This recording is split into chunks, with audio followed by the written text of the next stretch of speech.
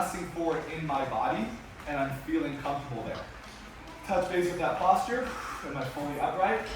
And am I fully relaxed? Like shoulders all the way down. Put your hands out forward for a second. My preference is like elbows more in versus out. One reason is even you go to like a busy New York club, shoot, it's gonna feel like Guajiros this last Wednesday. You have your little slot, and that's one reason I love like linear salsa too, is I think one reason why it like gained into the culture that it is because from busy clubs. And you just only have this little, like even just you're switching places. And then again, even same like, footprint. yeah, same footprint. And you're recognizing there's so much here within this little slot.